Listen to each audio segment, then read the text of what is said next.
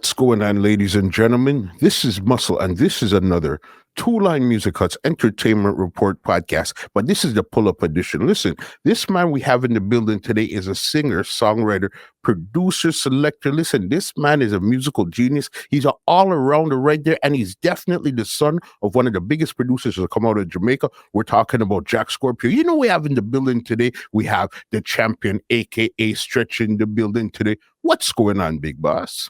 Wagwan, man, and I there, man. Give thanks, man. Wagwan, muscle head. We say a good family. Yeah, man, we're good, man. We're good. Giving thanks for life. All right, definitely. Thank you for joining us here on the Pull Up Edition of Entertainment Report podcast today. You are welcome. All right. As I said in the intro, I know you're a selector, you're an artist, you're a producer. You do so many things in the business, but first and foremost, you're the son of Jack Scorpio. What was it like growing up having a father like Jack Scorpio?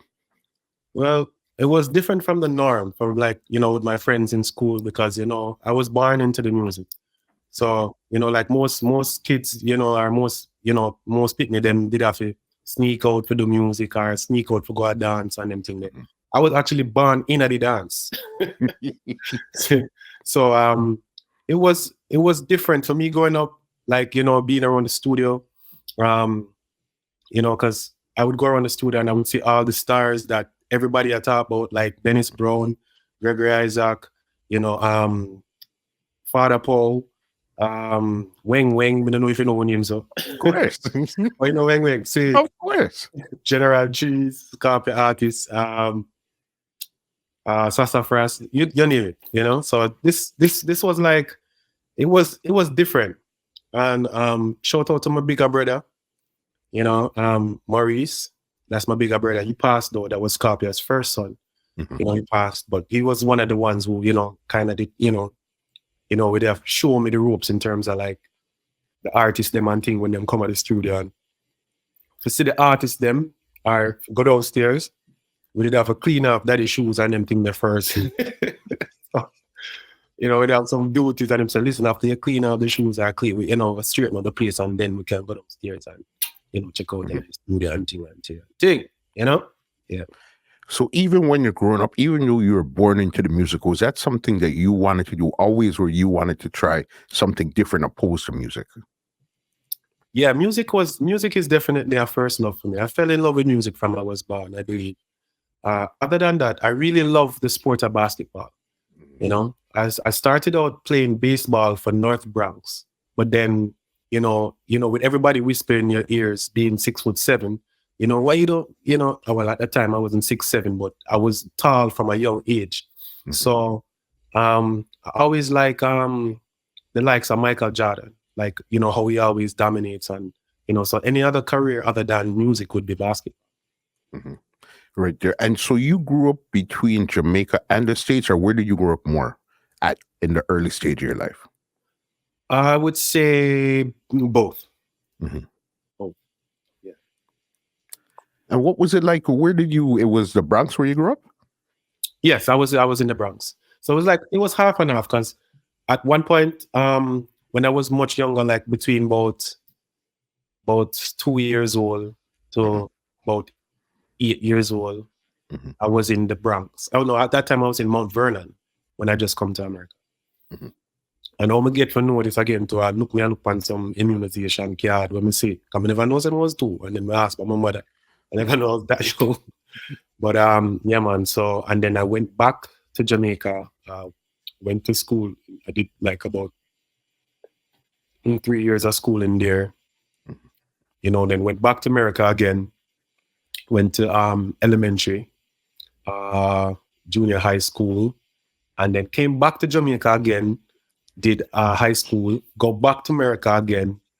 I did Priory. I went to Priory at the time, and mm-hmm. Priory and some of Arden and Calabar. Go back to America again. Did Harry S. Truman. I was last high school I graduated from in Co-op City. Okay, so that was really back and forth. So you really got to see the American side and the Jamaican side of things at that time there. Yes, man. Yeah, man. Mm-hmm. Yeah, man. So even musically, what was the first musical thing that you actually got into? Was it being an artist, playing song? What was the first thing that you decided to do? Why, you know, if you ask a question, I never know what to. All right. The first thing musically I got into, I wanted to play the very first thing was, excuse me. The very first thing was actually my dad have a sound system, and I wanted to play a record, Mhm. and because Bounty Killer my era still, you know, the dance. I mean, just rate Bounty Killer, like how him carry himself, and you know, him dark with the glasses and him still so yo, hey, yo, cross, hangry, you know.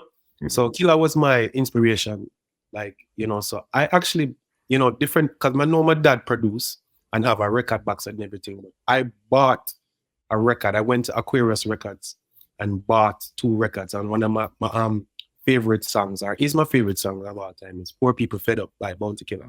So I bought that song and I wanted to play the actual record. So I linked up I linked up Bob, big up yourself. I linked up Bob on my dad's sound, and I said, listen, I don't know how to play, but I would like to, you know, play this record. And he taught me how to put on the turntable, because them time there was like Neagle. Mhm. Put on a Neagle and, you know, and play the record, and it was awesome. So like, so seeing like especially like Dennis Brown, and then you'd have like an engineer named Mikey Riley, Mhm. and he would, you know, like play strums around like the live production. And I said, John Star, that vibes are nice, see, man. I want to be a part of this. How can I learn over play or do something like this? Mhm. You know, so I, you know, me link my brother, cause him a the man, him a the man. And I say, yo, bro, I want to do something, yo, this music thing look amazing. Mhm. And he said to me, Kerry said to me, say, yo, here we go now. No problem, man. Just link up with Mikey Riley in our studio later, and culturally, and we'll go some bumps now, and you know, them show me some 1 and 2 strum and thing. But you know, me didn't want to take it anything when I do, even at this young stage, I wanted to take it to a different level. So I told my dad, you know, I wanna further this. So I said, he said, all right, there's a lady that do piano lessons right across the road, Miss Mark. So that's where I started out with that. I started taking piano lessons across the road. So you started more to get into piano, to playing an instrument, so you could get into production.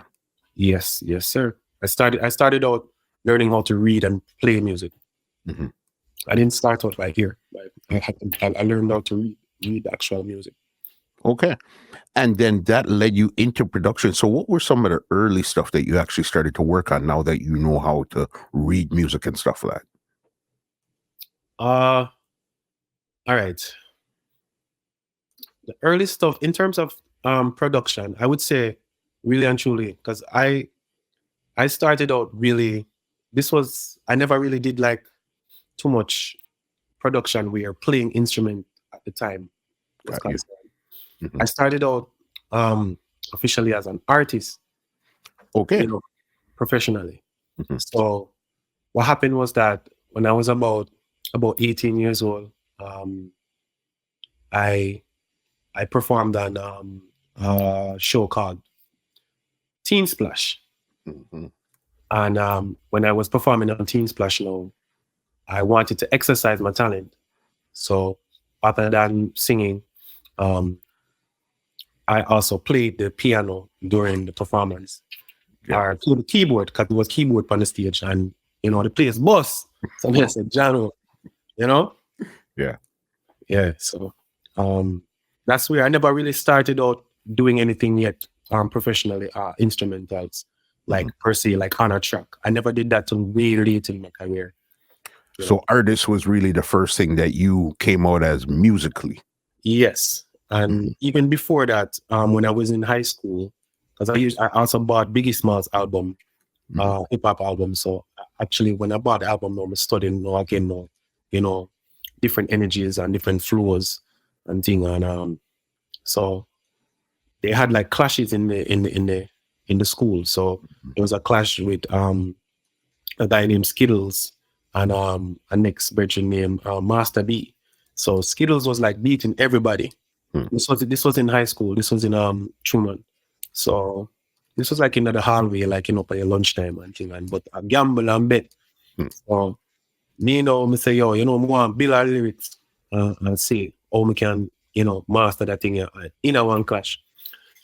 Keep in mind, Skittles got his name off Eminem. He's a Puerto Rican rapper that raps like Eminem. So I say, yo, take on the boy, want a $15. So yeah. So I take him on one day, and the first clash was actually a tie. Everybody was like, yo, Skittles win. People were like, yo, Stretch winners, so I'm gonna take him on the second time now. I beat him. So that's where the true definition of starting out, just musically with my vocals. Like that. And that was more rapping, singing, or DJing. It was a crossover. Mainly rapping though.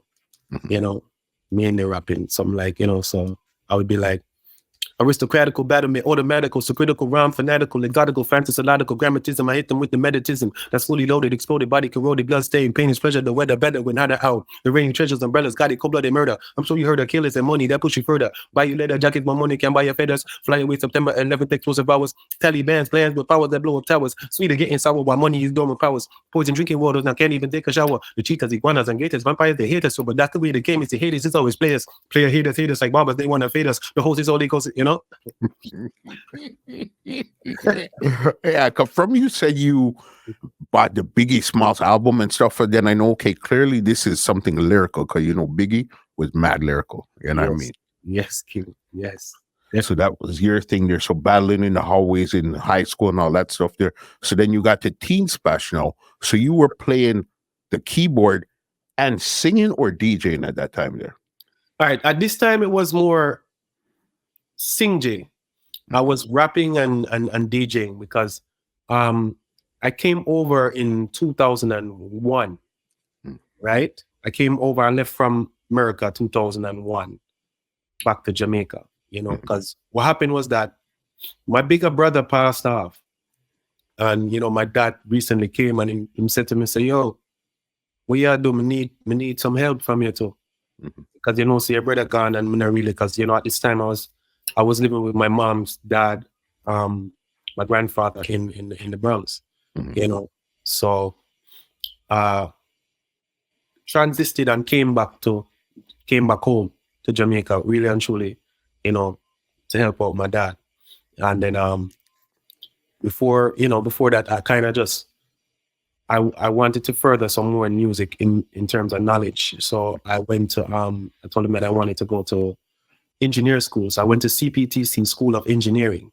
Okay. So that's engineering started. But then after that, pursuing, he said to me, say, yo, I said, Dad, I have a song and, but I like to voice a song. And it was one engineer that was willing to voice me. Because I said, yo, Scorpio son, no, man, him good, man. Him the need for you, them man, they all right, man. But Richie, he was the apprentice engineer at the time, and he voiced me, and in the studio the day, I never forget.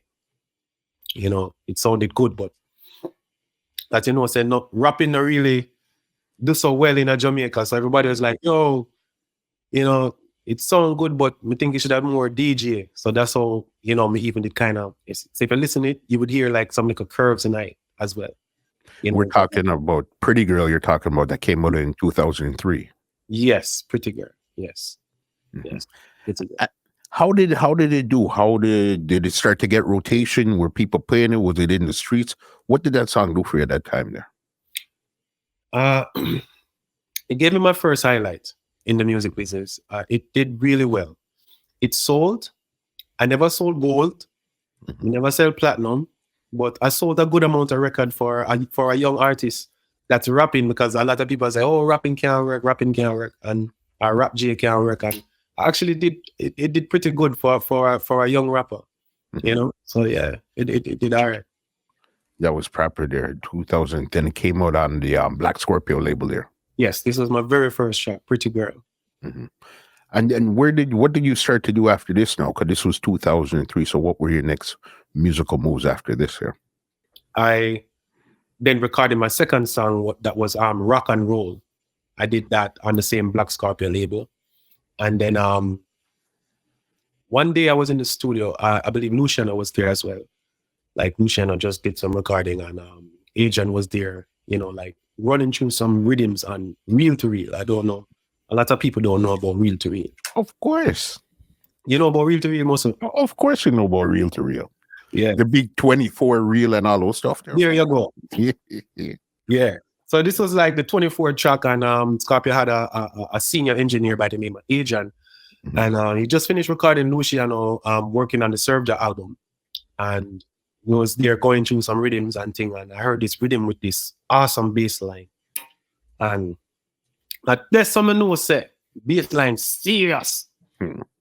If you ever hear them tell you about Sly and Robbie and bass line and the sweetness of bass line, like I never heard anything else in the rhythm but the bass line. But the bass.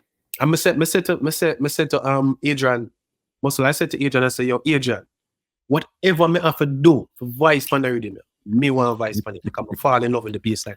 I'm sure say is that it, or me can find a way to communicate with the people with it. And that's how he said, all right, me have to link your father first. And him link my dad. And him say, yeah, man, get a youth, man. Yeah, someone, yeah, make it. Do it, man. Do it to your John, man. You know, so boom, we're going to the studio now. We do the track. But then when I did the track, it was you got to work harder if you want to reach further. But in the verse, it was straight. I was like straight rapping again. So Adrian said to me, say, listen, remember, you know, we are trying to see if we can cross over the market them. So on the N words them in the verse, try to see if we can put the N words them in a patois. Listen me. So I saw me end up change the N words them in a patois. Seeing? So keep in mind, this was like still 2003, I go over in a 2004. And you had the popular song contest coming up. Yeah. So I said to my dad, you know, why not try to enter it? Because he's one of the producers that, you know, take songs and put in the competition. Okay. So, all right. I would love to enter the competition. But me never want to enter the competition muscle with that song there. Me didn't want to enter the competition with one song where say,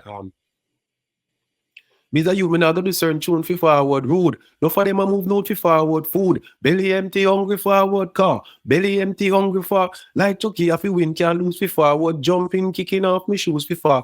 No for Halahana bacon a dead for forward. Some sick out dead can't get mad for far. Glad me not go kick their box for forward ras. So them say your dreadlocks for far. Keep it on him get the fire the thought for forward. February soldiers were match up. This was the song that I wanted to put in. And then my dad came downstairs and said, no, but me don't want that. Me don't want that. This time, Alizade had the rhythm out. The name of the rhythm was Chrome. I don't know if you remember that rhythm. So I did it on the rhythm and I said, yo, and Scorpio get mad. Scorpio said, no.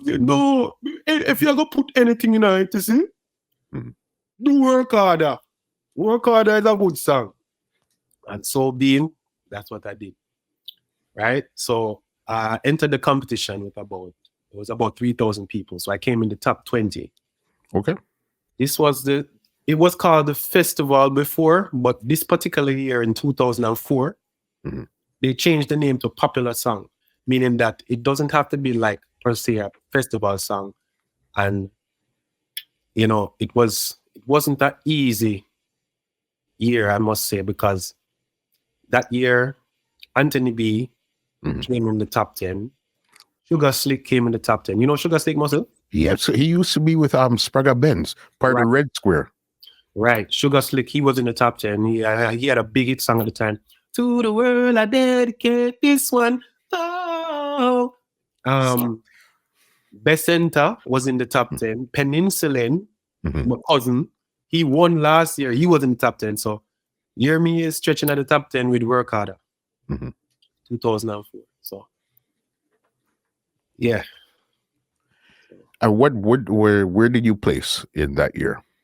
I placed third. Third? Yeah, I placed third. Okay. We beat Anthony B. You believe it? No, But yeah, so it was Penicillin, Becenta, and then me. But to be honest, you know, everybody's a winner. And when I was walking in the street and like people would be singing my song, so this is like what they give me that popular hit, you know. I'm not getting a smash hit, but this was my popular hit song most of the way. Like if me a pass like that's what I know music serious. They say if me a pass like about 30 people, all of them get up together and they must say, yo, since this stretch done already. 1, 2, 3. You got to work harder. And you don't know how that make my heart feel, brother.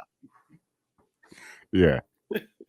You know, so people would make, even though I came third, you know, people will come to me and tell me, say, you know, say you win the competition. You win the competition, but don't rush it.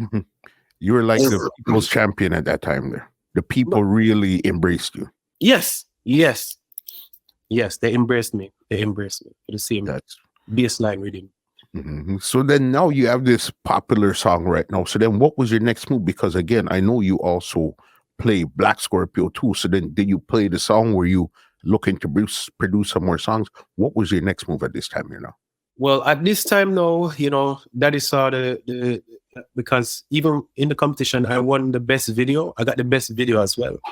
Okay. Right. And so Daddy saw the potential and him said to me, say, all right, you are going now. Me go work on an album with you. So he started to, you know, like, you know, put me together and collabing me with, you know, likes of like Barrington DV. Gentleman came around at that time as well. That's a European artist. He's very from Germany. From Germany. Yeah. So I did a song with him, girl named Yell, Luciano. So it was just more of, you know, compiling and putting things together. You know, and so, you know, been working along the way where that's you know. Yeah. So it was just working on material and promotion. Yeah. So did the album come out or what happened with the album? Oh no.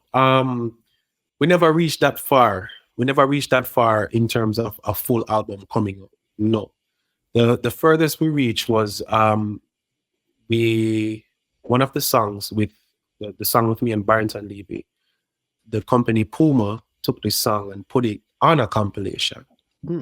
Yeah, so that's the farthest we reach in terms of because, you know, when you do music, a lot of things are happening along the way. Some things are a little personal, you know, and everything you can talk about, but a lot of things are happening along the way. So even though you're there, I gather and I say, yeah, man, not today, that day I got the album released. You know, some things you don't rush. You know, you just put in the work and then at the end of the day, you know, the thing will work out. So it was just more material.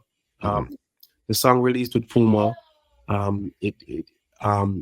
that did good. That did really good on the compilation. And what was the name of the song there? It was She's Mine. It was a remix with me and Barrington Levy. She's My remix with Stretch. Yeah. Doing this. So then when was the first time you really started to venture into start playing Black Scorpio? Officially playing Black Scorpio. Well, as you know, Muscle, I'm embedded around the music, especially when it come on to the legacy of my dad. So maybe you don't see me on a lot of times in front of the scenes or even behind the scenes, but I'm there.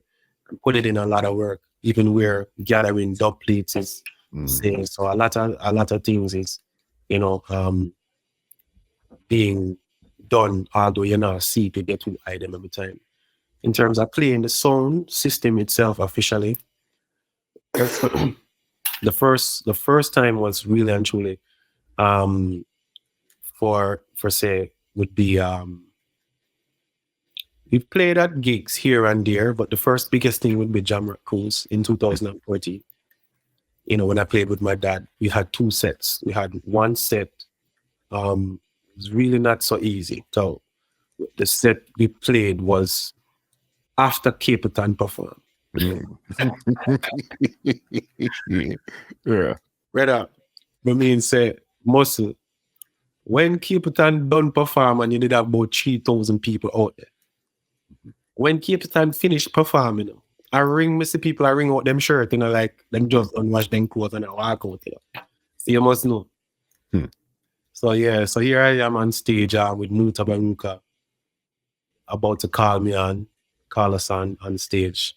So he's the MC and we're there preparing up and thing. And so me say to Muta now, I say, Muta, I say, yo, King, just yeah man, go and talk there. Yeah. So Muta just look for me and look around for me and say, go and talk. Scorpio, I must hear son this. I was like, yo, that banana. You know? Yeah. So this was the first event. It wasn't like I said, we did 2 sets. For this night, it was really a little tight because a lot of the people left after Capleton finished performing, who never drunk, tired, so it was like a couple of people there. And big up Julian Marley and big up Gang too again, because Julian Marley, he watched us right through our performance, enjoyed it. And it was good. Big up Action Pack, son from England, he was there front stage. But the next night now, which we were supposed to perform after Capleton again, but we got a chance to convert that. So we get to keep back that crowd. We got profit. So, so we performed and it was really good, bro. It was so good that Foota Hype came on the stage and, take the mic and we took the mic and big me up and we took a selfie together with the crowd and, so this was like, this was a heaven of experience for me, Especially being on a big stage like the Welcome to Jamrock Cruising, which is a real international type of audience right there. Yes. Oh, yes. Mm-hmm. Talking about Capleton, I know last year you produced a big song with Capleton. All right. How do you even link with Capleton to produce a song? It was you and you linked up with Top Chef and you guys produced a song, No Fear Them. How did you guys link up and do that? All right. We linked up, me I linked Capleton from a long time. Because, so my dad has an album with Capleton. So Capleton usually come around at the studio too as well from real to real days. So Capleton know him, but I've never really done no production with Capleton on my side, just, assisting my dad. So anyhow, I meet Top Chef through a brethren named Jappy. He reached out to me one day with an artist by the name of Ungu Pungu or Ungu Punge. Yeah. And it was a collaboration, and I heard the song because anything we point for eating, like most eating, you must not put it in the air. So I said to him, yo, this song is a really good song, but the DJ will come in it, I feel like we need to do that part over or just, kind of, refurbish it or, to refine it to make it sound proper. And he must say, all right, yeah. But then him then make me hear some tracks now with a rhythm called Entanglement Rhythm that he did some work on. So he said, all right, it could work together upon it, no problem. Boom. He was doing a project and the project was kind of incomplete out here. You understand? So I said, all right, let me work on the project. But keep in mind, this was a time of COVID where you have to come off of the road by 7 o'clock. People are lock up people from, police are lock up people from mass. It was very strict. So I say, all right, here what Top Chef. We have 8 songs on the rhythm. Chronicler, Sizzla, Sky Diamond, that's my father's daughter. Capleton, couple of artists. Well, Extra RDI, Sugar Brother, nice artist. Okay. But keep in mind, sometimes where the production is concerned, it comes with a certain amount of budget, right? So being that it's COVID and looking at the budget, we say, all right, let's do the song that we know. We said to Sugar, we said, this is a nickname for Top Chef. I said, Top Chef, let's do the song that we sure say it. It's 2 songs on the rhythm it, but I'm sure about it. It's No Fear Them with Capleton. And she wanted it with Sizzla. Sizzla is on the rhythm too as well. Chronic Class song sounds really good, that new hit there.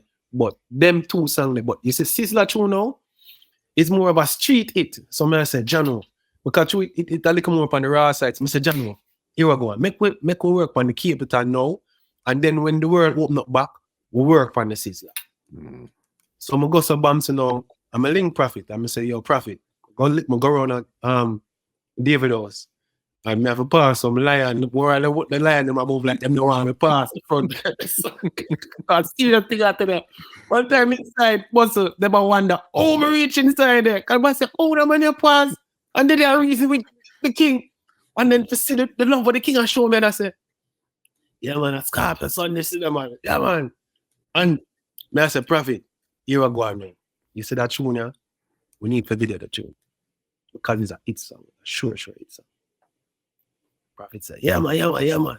I told you you're talking. Well, you know music, you know, Scorpio, father. I said, all right. Prophet made me listen about 8 songs. Most of it, me not tell you no lie. Every one of the songs I make it. A beer blank me a bus. The whole of them bad. But my focus was the focus of putting out this song. So every time he make me say, yeah, Prophet, this bad. But we need for work on the one. And say, yo, it's like I say, yo, that you just believe in music, man. But you know, I'm believing, I just know something. Muscle head. I just put me all in it. You know? And, you know, Prophet, give me that opportunity. And give me the opportunity for shoot the video. I say, all right, gather yourself. We're gonna shoot the video. You know, I would do just that. You know? As I said, it wasn't easy because the same night when we leave Run a Prophet, some police stopped me. And them stopped me and them say, listen, you know, say I go jail tonight. I say, why am I go jail? Man say, you know, say after hours you have a essential license. I say, I'm no essential license. I have the same say, well, prepare for the sale, you know. You go jail in the night. I say, officer, if a jail me have to go, because guess what? I'm on the road. The reason why I'm being on the road is because I love music. And I was just around by some musical friends and was asserting some music. And him say, hey, a music kid though? I say, yeah. I say, all right, go on. Like, you know, give me a blind. But me I tell you, say, like 2 times this reached me, like my broke curfew just for put in the work for put out this track. You know, moving right along. We went to do the video, and when we was on, because you have to understand, say, Capleton is also like an icon. Capleton is an icon and somebody who me look up to musically over the years. So this was really big for me, making sure that everything all right and thing. So it happened to be that I wanted to try to stick to the roots muscle head, where I wanted to, because Capleton has never did a video for my dad. Okay. He has an album. My dad has an album with Capleton, but he has never shot a video. So I said, like how this never happened, let me try to stick and bring back the roots. So I said, Prophet, I would love a piece of this video to shoot in Jerusalem. So when I went to the sightseeing Musclehead, we picked out this space where there's like a little valley right there. So we're just perfect for that long screen shot there. And it was just awesome. And then now, of course, you know, say my dad did move the studio, and he was about at the time. He was on the island. I was actually around the studio working. So I said, all right, talk to Scorpio and tell him to as well. I said, Father, I look for Capleton, the piece of the video around Jerusalem. Come here, stick to the roots and pick up where you left off. See him? And then also want to come around at Jacksontown, which part of the studio they know, and shoot piece of the video around this. So, and I would like for you to be a part of it as well. So if you're looking at the video, you would see Scorpio, I give him one trophy, I give Capleton one trophy. Yes. Oh, you see. So, yeah, man. So you can imagine now, muscle now, we are left from point A to point B, and Capleton look for me. You know, we pull up at the stoplight right there. So, and him look for me and say, yo, They do a Scorpio. And I said, what? Brother, I feel good. But no, so the great Capleton tell me if you lead the next direction. You know, boom, we'll go around at Jacksontown and we shoot the next piece of the video.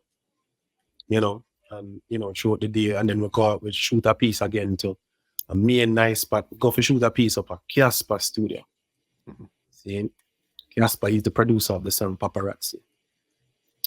And we wanted to shoot the piece outside, but kid you not, every time when we're ready to shoot the video, rain come down hard. So you see the part where you see Prophet and the girl in the chair in the video, that never did for do outside, it did for do at the doorstep.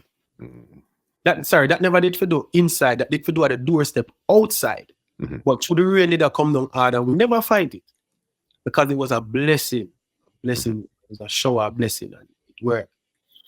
Brother, I don't know if you know this muscle, but I'm going to educate you. This video is the most successful video digitally for Capleton ever. Okay. You know, so it paid off. Big up to Khalid, big up to all of the top producers, them will work with him because Khalid was doing some work with him at the time. Right? And, you know, big up to their production, you know, but this song did good solo, where it went over 1 million views authentically on his page before 1 month. That has never happened before. Also on his Instagram, it went over 77,000 views with a backdrop that we put on. That has never happened before. And big up Top Chef again. It went over 25,000 views with the audio that was put on his page. That has never happened before. You understand? So it's the most successful digital track for Capleton solo. I'm not talking about like if somebody put out and then put out, for sure, you know, your network out there. I'm talking about in Capleton's network. I'm proud to say the Yellow Leo is a part of that production. Big up Top Chef again. Proper. You know what I mean? Because again, that's another facet of what you do. It's like, as I said, you select, you produce, you're artist, you do all type of stuff. It's Yellow Bird Productions. Yellow Leo. I named my Leo. I named my brand because brand builds brands.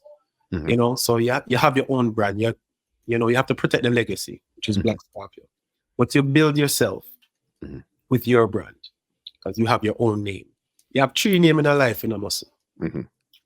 You have the name where your parents name you. You have the name where people give your nickname and call you. And then you have the name where you brand yourself. See? My name, Yellow Leo, is named off my dad's name, record name, which is Black Scorpio. Black Scorpio, Yellow Leo. That's my label's name. It makes 100% sense because clearly you're Leo. Yes. And I mean, it's a color. Is yellow your favorite color, or how did you come up with the yellow part? Lion yellow. So it just got together, just much like the lion, them yellow. And then, if you look on my label, you would see that it's a yellow lion. Lions is like yellow next to mustard. That's true. That goldy, yellowy type of color. Yes, man. Yeah. But what really gave me the buzz in the music, I would say again, is Rebel Salute. Because we changed the whole game and opened up the sound system for a show like this, because you have to know, say, sound system over the years has been like an underground thing. It don't get the credit. It's like a good artist that don't get the whole heap of smash hits that they deserve. Because even me, muscle it. I get popular hit songs, and I'm popular. I'm very popular, and I get hit songs and make money out of music. But I don't get a smash hit song. Got you. There's a difference between a popular song and a hit song. Yes, sir. See, I'm like a Julian Marley. You know, we have good brands and we're doing good, but we still don't get that. A Julian Marley, a wicked artist. Wicked as he's a very good artist. But in terms of a smash hit for yourself, I'm on the way though. I'm on the way. But it was Rebel Salute who gave me that bust there in terms of a musician, the biggest, because we trended number 33 in the world. Okay.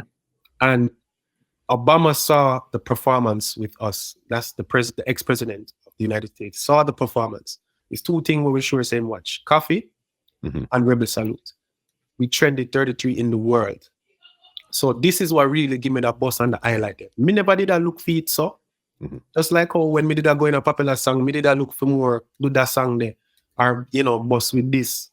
But it was Rebel Salute again. I was on the stage, mostly when Muta Baruka said, "Isn't this the best part of the show?" And then it went from the best part of the show to the best Rebel Salute with this performance. So I would say I'm a part of the legacy. I'm a young legend, and I pay with Black Scorpio, myself, the African, we got Rebel, helped to pave that way for the sound systems now to go on Rebel Salute and execute. Because I remember that was 2019. Yes, right before COVID. Because that was where it was supposed to, okay, now clashes were supposed to be keeping again. Because I know you guys were supposed to tinker. That's the one where Dynamq got the edge. You guys were supposed to clash again, but it didn't really work out that time there yet. You know what I mean? Yeah, we was actually supposed to go to Africa. Everything was set up. It's just the COVID thing just come in. Everything was just set up and just set perfect. We was getting cars left, right, center. We still look that way there. Somebody go as far as them didn't even want to do it over again in a Jamaica. We said, no, we can't do that like the following week. How much you're not charge? We said, the general said, Scorpio said, no, can't do that, man. What to do? You understand? So we was looking to bring the tour to Africa, so, and I'm still in contact with Dynamq, we reason time to time. Because sportsmanship, so for sure. I'm a brother, but get to it. Well, okay, you put it out there. That means it has to happen again. Let's see what happens when you guys buck up again. No, man, when it buck up again, him know. And when it now go so, I'm gonna be more apart differently. The king I got them on the throne on the back, and me I take him on. Wicked. See him? All right, you heard it here. Yeah, you know what I mean? I want to talk about, because I know we've been talking about a lot of Stretch, but really you've changed your name from Stretch to the Champyon. You know what I mean? But it was really inspired by one of your songs.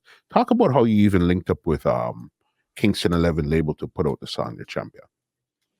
Okay, linked up with Kingston 11 label. That's Dwayne Minot. He's the son of Sugar Minot. So my best friend that named me Stretch is partners with Dwayne Minot. So they reached out to me because they know that I'm close to Sizzla. I've been doing work with Sizzla, the great Sizzla, Miguel Kalonji, over the years. So they wanted to produce a track with Sizzla. But at the time, Sizzla was a bit busy, and so I said, listen, King just busy and things, so we just have to just hold up. So Brandon, my brethren, he said, listen to this track. So he let him listen to Paparazzi, and he was like, yo, are you this? I said, yo, but this song good, man. I want each song. So like how we know voice is, like make a voice him on the rhythm. So I then voice on the rhythm. When I voice on the rhythm now, no, before I voice on the rhythm, what happened was that I was on the basketball court one day. It was like a wet evening, and I was taking some half court shots. I took one geometrically, and going, you could see that how it curved and it got on through the mountain and it go in the basket. And then I had on some Champyon sneakers at the time. So while the person was, doing the video, and it was just so amazing, like I just felt, that joy feeling, and some knock my sneakers and slap it and say, Champyon! See it? Yeah. So then then after that, I showed the video to Sizzla, and Sizzla said, Africa. And then BBC, not the broadcasting BBC, and he posted it on his Instagram, and it went viral. Okay. So then, therefore, the Wayne Minor now, he started, calling me champion. Some just say, you know what, I kind of like the vibes and I like the energy, and that is how me just, transits from. So that champion, because what happened is that you have a champion out there already. So I had to do a research as well of how me I go spell the name and what's gonna be before the name. That's not taken. Because we can't go name champion, you have the same sneakers when we did a wear when name champion a certain way, and they have a licensed brand. So even searching and going through, that's how you say change the name. Name of the song, name of the artist. So that was the big transition. Right, Jerry. You even said you've been doing work with Sizzla. What kind of work you've been doing with Kalonji? Well, I've been doing production. I produced 2 songs with him. One released, one not released as yet. This is on my label. Also, I do some engineer work with him. I do music work with him as well. Dub plates, but mainly my focus is production. So Sizzla is an awesome person, To me, I'm just letting you know, Sizzla is my best big brother in the music business. You understand? He's a warrior. He's not being around him again and around so much, around so much people. When I'm around Sizzla, he keeps it sharp. So like how I record the average artist, I cannot record Sizzla so cause you don't have an inch a time to make even an error or not. You have to be sharp. So he sharpened up that side of me, as an engineer too, than just going to school and being around people, the norm. So yep, Sizzla is a perfectionist, I must say. So even in the same song, Champyon, if you listen to it right down to the end, he's in the last part. So I showed homage to Sizzla Kalonji. Okay. In the Champyon song. So you can all right. So then if there's anybody I gotta ask this question, that means I gotta ask you. 2 days ago, we seen Sizzla come out burning these plaques from DJ Khaled. All right. You've been around Sizzla for a while. What do you think about that situation there? Was it a good one? Was it really a good look? What do you think about that Sizzla and Khaled situation? Why most of the question, them question. Most of, if you don't know, or many people, the people that were out there don't know, I'm one of the closest person to Sizzla. Not just through music, through spirituality and brothership. Yeah. You know what I'm saying? The amount of people were reach out to me and asked me that question where you asked me. But mostly to minimize everything. Man, you see me I say? I don't know Khaled. I have never met him. And I've never reasoned with Sizzla recently about the situation. Of course, I know say I'm upset to again, but they have to sort that out. You understand? You see me? Dada, I'm my bigger brother. And I gotta tell you something. Enough time him can burn the fire and him don't burn the fire. Because him know how hot the fire is. So usually when him burn the fire, him burn it for a purpose. You understand? So them maybe just need for reason. They've been working together before even me been working with Sizzla. So I think the best thing to do, really and truly, also them can hold a reasoning about it. Because you're gonna have to move forward regardless. You see me? So I only thing I can tell you. Sizzla nah burn no unnecessary fire. You understand? Because it's a lot of stuff that's coming up, because even that whole situation went viral. You could see it's went from not just, a lot of times it would be on the dance hall pages and stuff like, but this was on the Shade Room, big American blog sites and vloggers and stuff. They're talking about it also. So okay, this one was really serious when they're talking about the situation also. Most of that, let me explain something to you. Mhm. If you don't know, big up all of the new youth them were going. Silk Bass, Joshy, Skeng, Skilly Bang, big up the ladies them too. Shensia, Jada Kingdom, you name it. They go viral nice sometimes. But if you want to talk about the viral boss, you me tell you, a Sizzla make me go the last viral in a post on him Instagram, brother. Mhm. Over 1 million, because from over 1 million views in a day.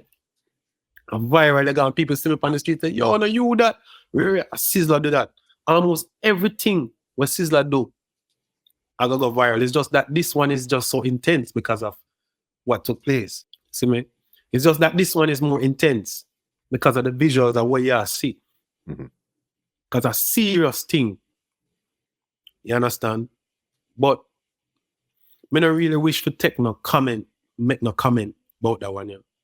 Because as I said, I don't reason with Sizzla, and I don't know Khaled. I've never exchanged words with him. I know of his music, and as you can hear, I bigged him up earlier in the interview for what he was doing at the time when he produced that track, because Capleton was the best song on that rhythm. Mhm. He was the trend. He was trending at the time when Khaled put out this last two thing that he did. Okay. So I just know of his music, and I believe in music, and I believe that Capleton thing was the baddest thing on the track. Mhm. You understand? And keep in mind, say, Bounty Killer me artist. Mhm. See? But truth or truth. You see me? So I'm a fan of music. You understand? But at the same time, if I were going, if you can try to see how you can make peace, but all I can say, Sizzla, now I got burn a unnecessary fire. And me no wish to sit down in this righteous and tell us, oh, me I got take side.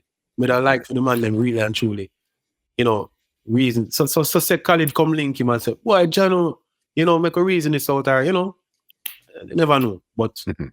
if Sizzla burn a fire, it must be for a serious reason, because trust me. If me do something wrong, he might burn me too. Mhm. You understand? And if you understand, you can tell him, say, yo, Sizzla, yo, some things say that way, it should have got. And it's a man where him listen. You understand? So me know him personally. I don't know Khalid personally, but me don't like to see that piece then and the music sex people. That's it. Just like that. I got you. Right now, this is December 2022. We're heading into 2023. Right now, what can we expect in 2023 for the Champyon? Because I know, as I said, we've seen you on big stages selected. We've seen you on big stages as an artist. We know you're doing production, video work, all this stuff. What can we expect from you in 2023? All right. What you can expect from the Champyon 2023? You can expect a body of work, which is a nice EPK put together.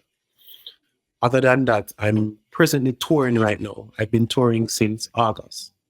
Okay. So I've been to New York in August, back to Jamaica. Left from Jamaica, went to Vancouver to do a show called Roots and Culture Experience. That was about 4,000 people. And that was awesome. With me, my dad, Bobby Condas, and Lando. We got yourself Lando Mhm. from Hot 97. And we got Heru Cha. He's the promoter. And back to Jamaica. Came back to New York again. I have a show this weekend by Boston Road called The Spot.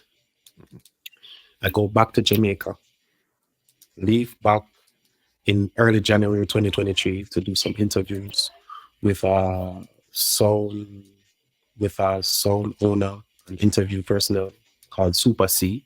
You guys probably know him or know of him. So I'm I'm just putting in the work, word I'd say, and then, you know, I'm also working with artists, but I have to minimize how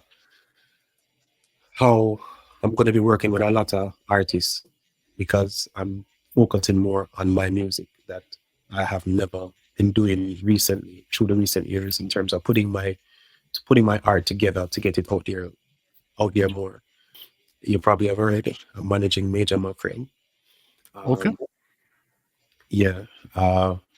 Next young artist by the name of Rogies. Helping to assist with my dad's new artist. His name is Kevoy Clark.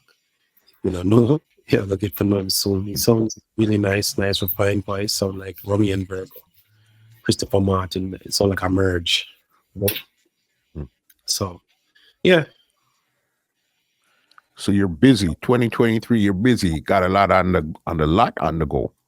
Yeah, man. You know what I mean? Final one I got for you here. We spoke about Jack Scorpio, your father, throughout this interview here.